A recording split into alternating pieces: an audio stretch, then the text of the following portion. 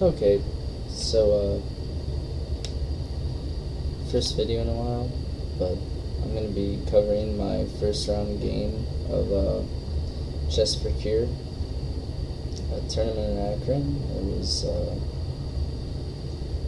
what month is that? It was in April, late April, but this was the first game, and unlike most U.S. tournaments, it was a 2-day but still 5 game. So there was 3 games on Saturday. This was the first one, the early game, and it had a different time control. So instead of the usual hour and 20 minutes or hour and 30 minutes with 30 seconds each move, and sometimes bonus time on move 40, it was just an hour with a 30-second delay. Not an increment, not a big deal, nothing I have to worry about. But basically, it was hour on each side instead of an extra 30 minutes on top of that, which ended up playing a big role in this game. I showed up late. I actually had struggled to find the tournament venue, but I made it, and decided to surprise him here with the move b4. I actually played this in all my games this way. It's not something you usually see, but it's definitely in my repertoire. And he responded with his natural move, e5, bishop attacks the pawn. I respond by doing the same thing. And there's many ways to deal with this. He chose what's called the check defense.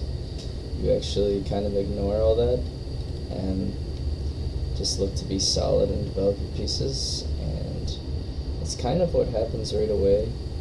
I knew I like to play c4 here. He instantly attacked my pawn again. I defend this pawn this time.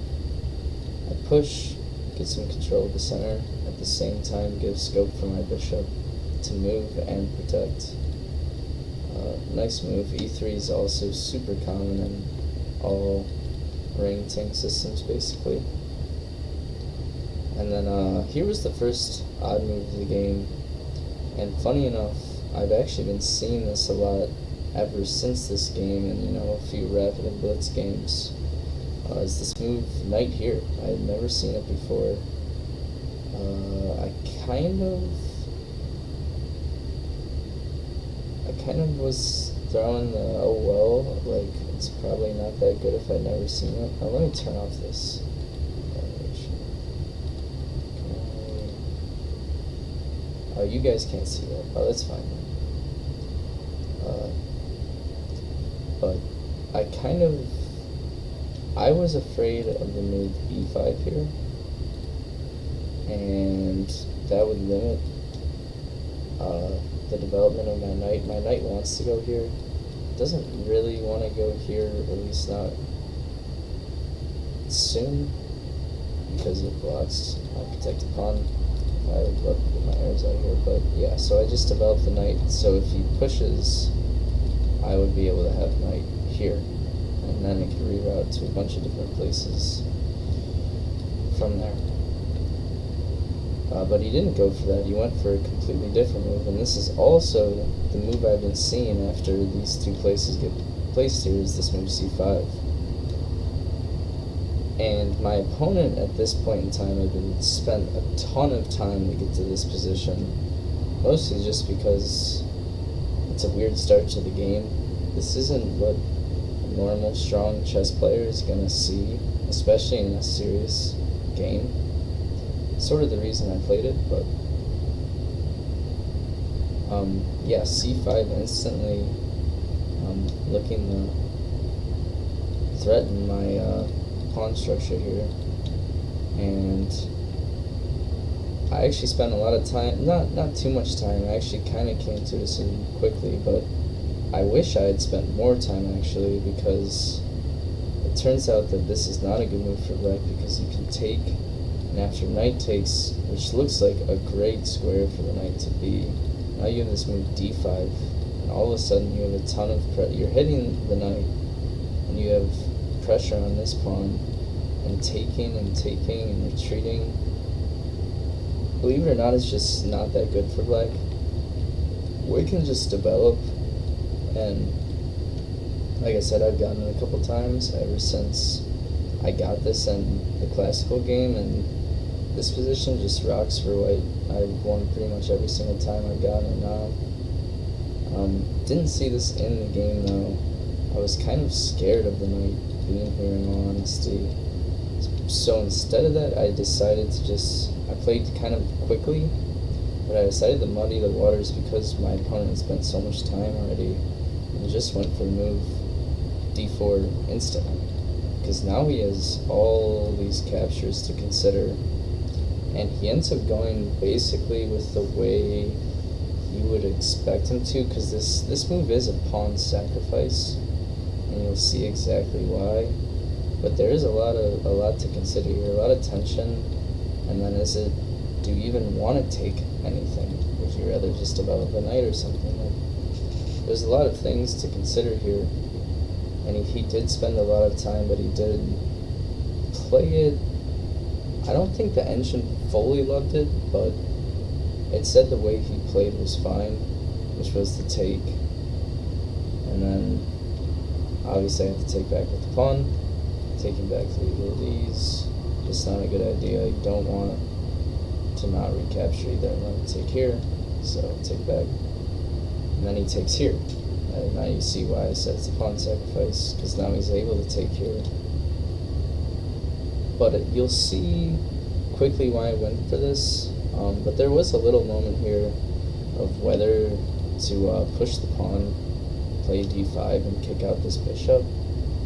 It would open my bishop pretty nicely, but I don't think Enshin hated it, but I did decide against it because even though it does look good at first, the bishop just reroutes, and the knight eventually now gets either of these squares, and I kind of wanted to put my bishop here, so I kind of just didn't want to let any of that happen.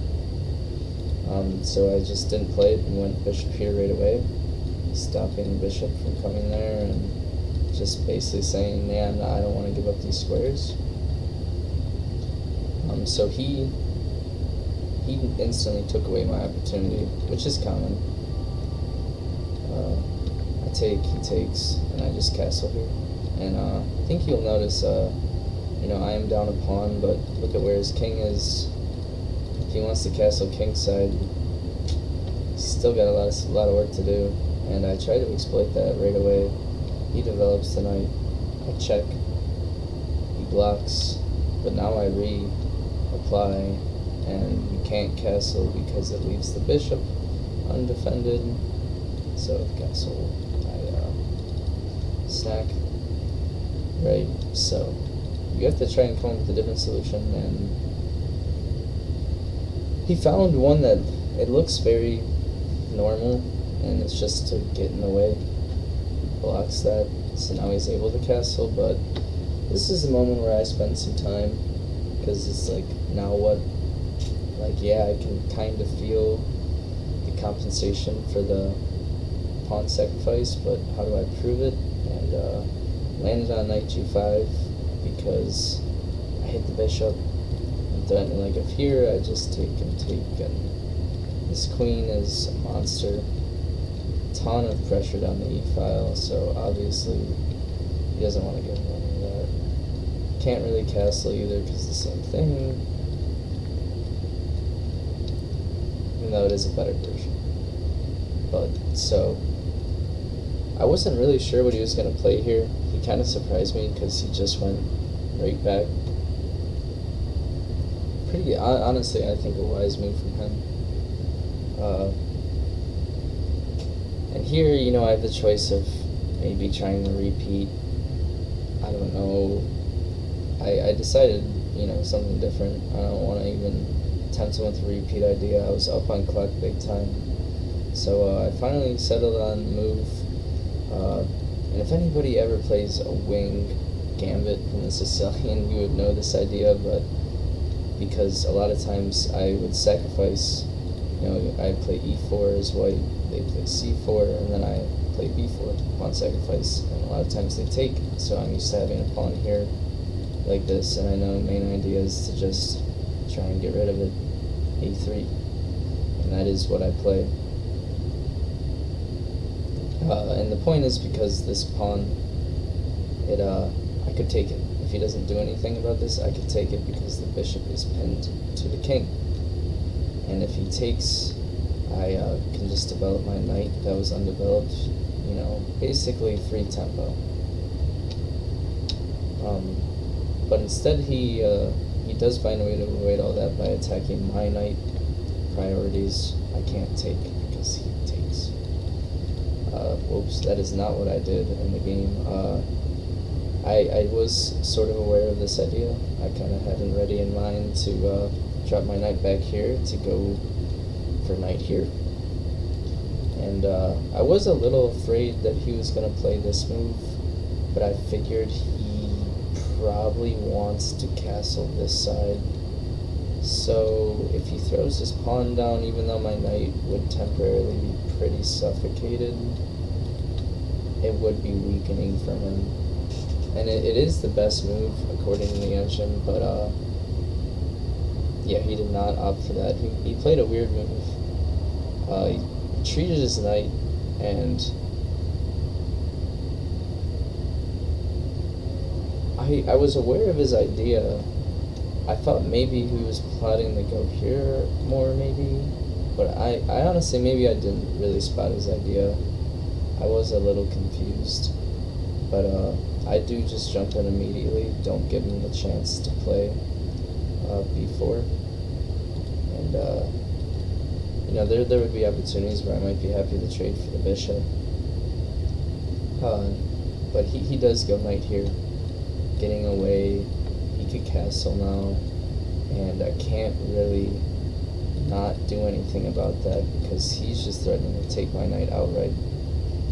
But I did throw in some intermezzos. This was a time for me to not let him castle, basically, because I have this bishop check, and if you block with the bishop, I can just take, and takes and takes and takes and takes, and this does look pretty good. I think engine says this is fine for black somehow, but it is hard to believe. Probably because pawn count is equal, and yeah, it's just, even though I have something that's probably not enough with good play, but that's, that would obviously dissuade someone from going out in the real game. He also can't play knight here because it drops the bishop. So yeah, he pretty quickly played this move, king to f8, and he actually breathed a big sigh of relief, as if he felt like he was in trouble and now he's out of trouble. And well, I did kind of agree with him. I thought the position still had quite a bit of life, and now engine was kind of screaming at me to play knight takes bishop here, but I think this just optically doesn't look that appealing to me for some reason, or even just knight takes, or like some sort of infiltration. Like, I can't develop my knight so easily with this idea. I didn't know if I wanted to trade my dark squared bishop, because I have the bishop pair. That is one of the advantages to making this trade. So I ultimately decided not to do it and trade here. And he made pretty much the biggest surprising move in the game. He took here, and I honestly can't explain why. It limits the scope of the bishop. It opens up kingside looking file, and it ruins the pawn structure. But maybe he was just hoping that the f file could come under his use more quickly. But the game changes pretty quickly. The next moves are pretty simple. I develop my knight. He takes this opportunity to now take, because there is no, the bishop is still protecting the pawn, and we kind of get this cluster of trades. I think both of us saw this coming though. I was happy with it though, because now my rook is lifted, able to get in the game better. And he played a good move here, a6. If I play here, he kind of just starts to get these pawns rolling. Didn't really want to persuade that can't play here, so I have to play here. But this kind of gets in the way of the whole idea of being able to lift the rook. But I did have somewhat of a plan, and I was pretty surprised to see him play this move as well. I don't know, I guess it makes sense just to get this rook sort of into the game. I thought maybe it was going to be better to try and push like this. I don't know, and maybe try and get the game and the rook into the game using these pawns. But he decided this way, but I pretty much instantly played the move knight here. I think him cementing, I think he just fell in love with this bishop on this diagonal. That's what it seemed like the feel was in the game to me. Most people don't like trading bishops for knights anyways. And there's just pressure that comes with my queen being there. I'm hitting this pawn, he takes, so he didn't, he continues with his idea of developing the rook, allowing me to check, brings his king back, and also allowing me to get this bishop down back in and open up this rook, which I was very happy about. The rook, I don't think, maybe it is wise to go back here, but I'd say most people want to get a rook on the second rank, and that is what he did. Just nice to have some extra security on this rank.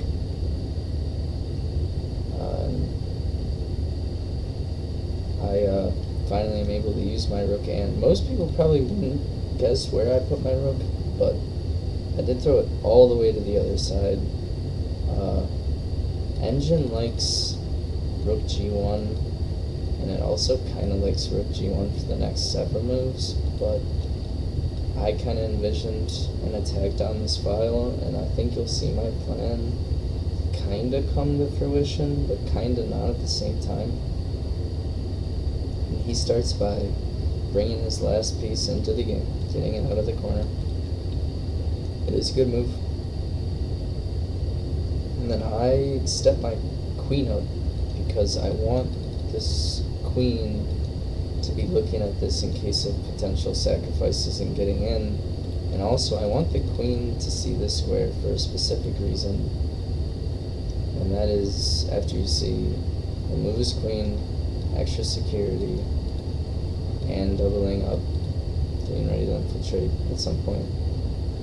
But I go all in with the move g4.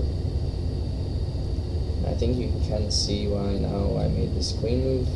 I want to help support this pawn push, try and break through on the king side. And to be honest, I'm pretty sure his next move is pretty shocking to me. Right? I think I know. Yeah, I was expecting him, because this knight is just a thorn in his side, dude. And it pretty much is going to live there the whole game unless you do something about it with this knight. Unless you want to trade a rook or a queen for it, which most people don't. And he played. And yeah, so I was expecting this move, try and trade this off. I wasn't sure what I was going to do, honestly. I might have been forced to trade it off, or like play like this, and maybe try and go in there, but whoa.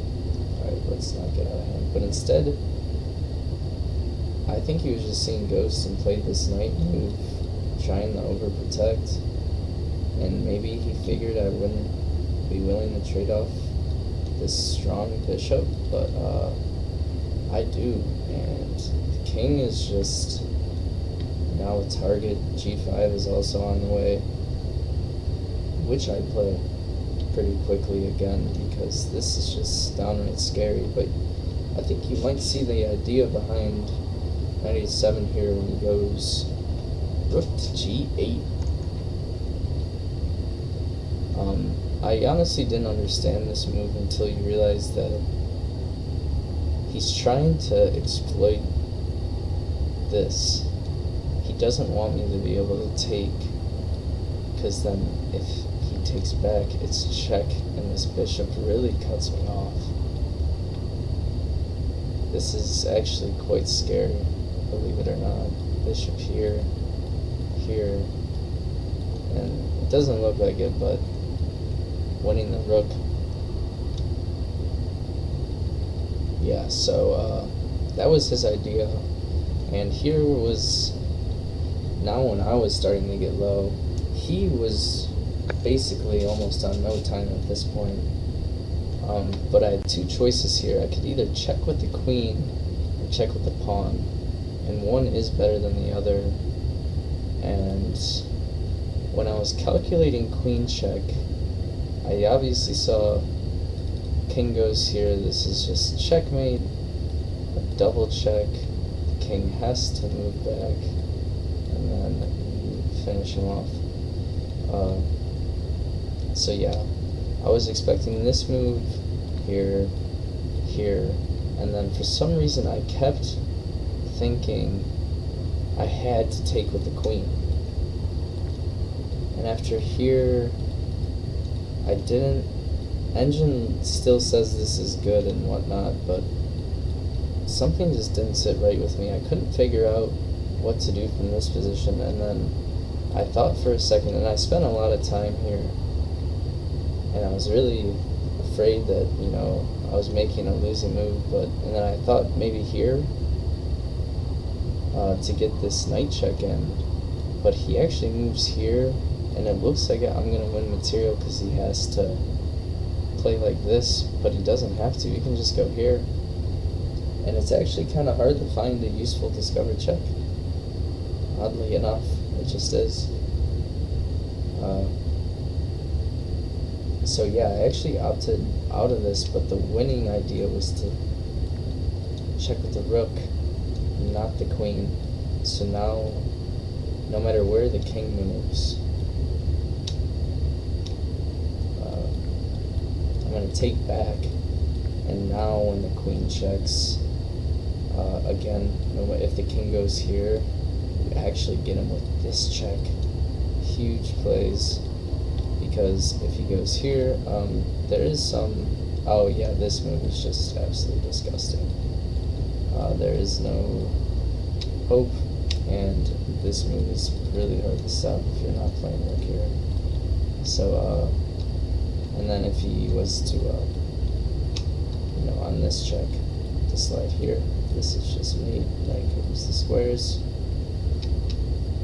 So yeah, tough miss, but yeah, that's why I opted out of this, and I played the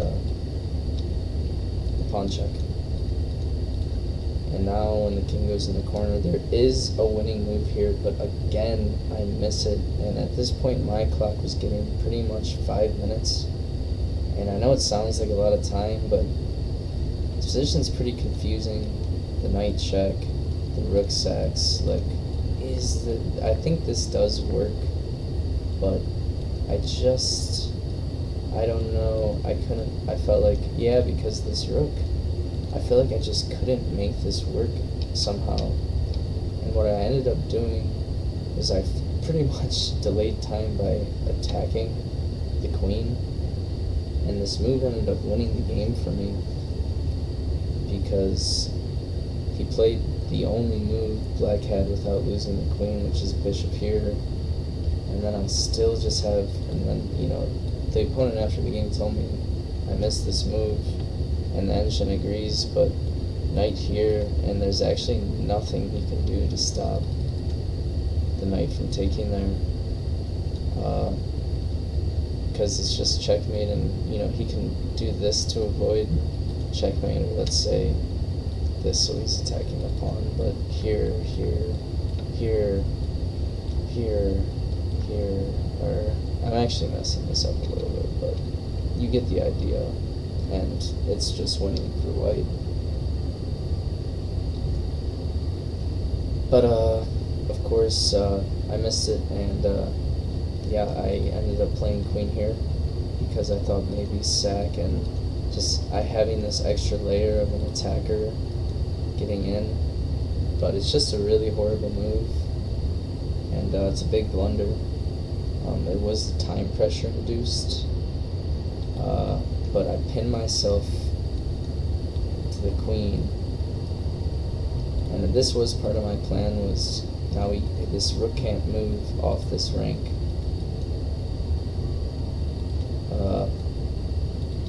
The bishop's tied, and again I just wanted to try and get this check in, but it's just not good. And the only reason it's not good is because this rook can move now, and now any sacrifices can be met with king here, and it's just not the same when the king isn't checkmated like this, where he's forced to play moves. But fortunately, my opponent was under a minute on the clock here, and I mean, if you want to play this as black, I mean, it says equal, but this is far from easy to play as black. This is a really difficult position, but you just have to move this rook. But instead, this position, it is really tied up, but he makes a really costly move, and he knew it instantly. He picked up his bishop, he played it here, he shook his hand, shook his fist, whatever, and he resigned the game, because obviously this doesn't need to be played out anymore. This is over, no hope. It was hanging queen. It was a weird game. See the final accuracies if you guys want to see that, but I disabled computer analysis. Good for me. But I think I had like 85% accuracy. Obviously, this queen move was a big blunder. There's a couple other moves that were considered not great, but overall, pretty solid game. Thought my opponent didn't play, like, this move was really weird, but overall, pretty interesting game, pretty intense. Pretty happy with myself being able to play down a pawn and actually create some pressure instead of just kind of fizzling out and playing a pawn down endgame. But yeah, it's good to be back recording, so hopefully I can finish up my other games from this tournament before I play some more tournaments. Alright, that is all.